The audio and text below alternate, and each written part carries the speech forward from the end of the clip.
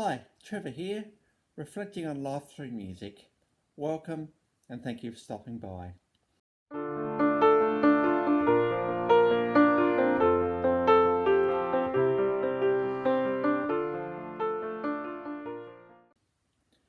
Well, I trust you enjoyed my last video commentary on AC/DC and their hard rock masterpiece Thunderstruck. And on that song I talked about the fact that sometimes we need to push the world a little bit if we have something to offer. And then, like AC/DC did, they set out to become one of the biggest rock bands in the world. And sure enough, that's what they have become. So we go from them to the American hard rockers Aerosmith. Now, the first time I heard of Aerosmith, I suppose, was from that movie Armageddon. You know, the one with Bruce Willis and the guys who had to blow up a meteorite before it hit the earth. And I don't want to close my eyes, I don't want to miss a scene, was that beautiful power ballad that was on that particular soundtrack. So that's the first time I heard of Aerosmith.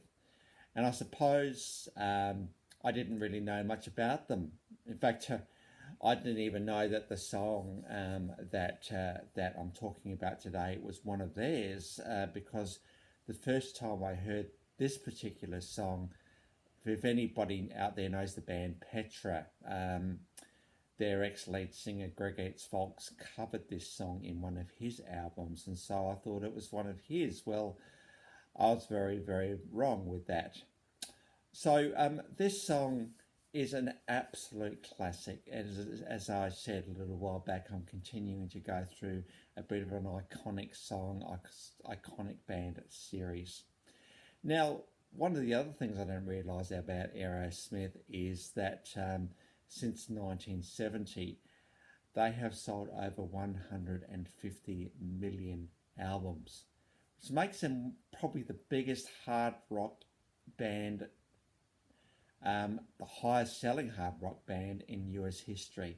So certainly they have their place in the US and have found quite a lot of popularity and fame over there. The song I wanted to focus on today is this song, Dream On. It came off the 1970 self-titled album, and it was actually also featured on the 1998 A Little Touch of Sanity live album, and I'm sure it's been on many of their other compilation albums as well, because there's such a thing about this song. The song was written by Steve Tyler, the lead singer. And the way the way that the tune is, it is such a hauntingly beautiful song, this one, with elements of rock in there. It has the space for us to be able to reflect on what life is and what it means to us. So, one of the lines in this song is, you have to know how to lose to win. It's interesting, you know, that on the road to success, there will be many times when you hear no's and you hear, no, that's perhaps not for us. Or other times where you may think something's going really, really well and all of a sudden it doesn't. There are times when we do lose. There are times when we really struggle with a decision that's been made. But I suppose losing, there are two things that we can do with that losing. We can become dejected and sad and think that life is not worth much, or we can learn the lessons that we need to learn from the loss and move on. And I suppose Steve in his song here is talking about the fact that there will be losses along the way, but don't lose sight of the dream that you have. It takes a lot of resilience to actually be able to do that. as I've mentioned a few times already, I've talked about J.K. Rowling and the fact that she was rejected by a number of publishers before she found one. And I suppose, she had the dream for Harry Potter, and she kept on pushing until she found a publisher that would publish her work.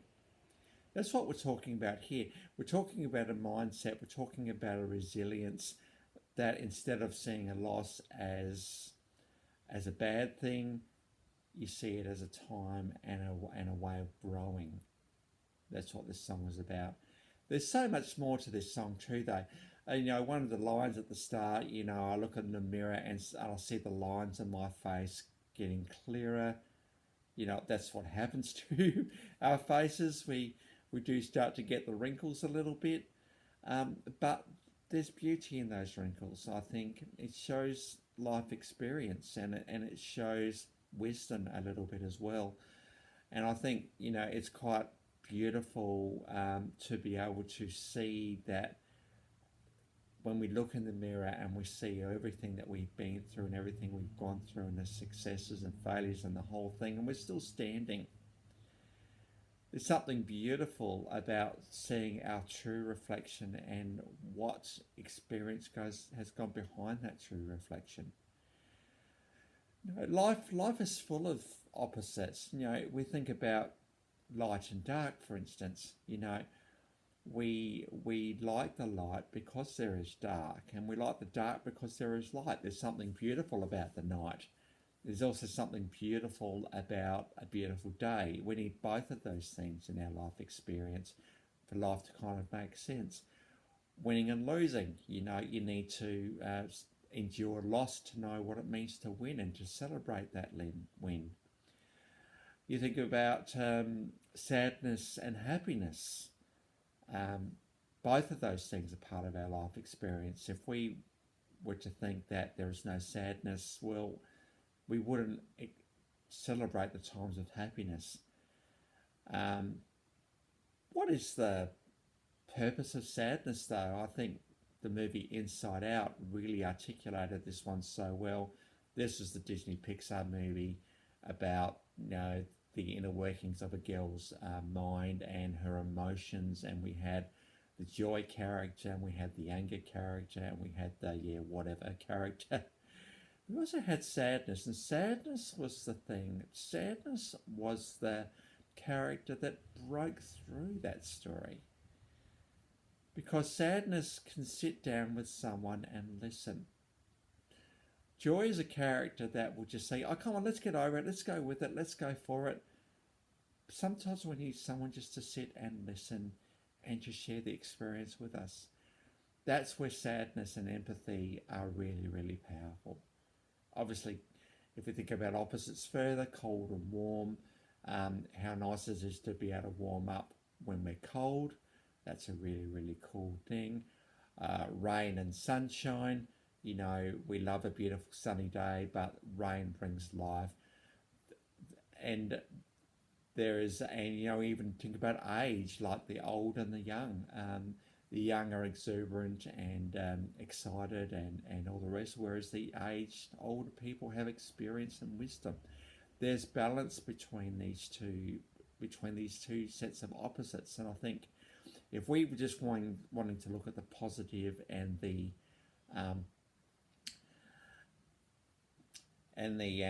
good stuff, well, we have nothing to compare those good times with. So it's important that we take all of life and all that it is and actually put all of our experiences into our suitcases that we take with us through this life. And that's what this song Dream On is all about. And in spite of all of life experience that we have, dream on, keep that dream alive. Don't give up on it. Sometimes it may need to be parked for a while, that's okay, but don't give up on the dream. Keep it burning there in the background and let your brain stew and mull over it a little bit more. Sometimes that's what needs to happen. So don't give up on your dreams. We all deserve a dream. As I shared a little while ago through the ELO series, we all deserve dreams. So the encouragement for this song is to dream on, keep the dream alive. And certainly for Aerosmith, since 1970, they had a dream of being one of the biggest rock bands in the world, and certainly in the USA, they are massive. So they've kept their dream alive, and I'm sure there's been all sorts of experiences for them along the way, but they've kept it going. So I hope that that will be an encouragement for you today. Don't give up on your dream. Just don't. So on to the clip today. And you know, from 1970 when this song was written to 2014 when Steve Tyler was asked to perform this song for a birthday party for Howard Stern. So 2014 is 44 years after this song was written. And Steve Tyler just has one of those incredible, powerful rock voices. There's a bit of gruffness to it, but it is such a compelling voice. And I suppose given he wrote this song, he's just going to give it that extra bit of performance as well. So we have him performing this song in 2014. He does such a beautiful job with this song.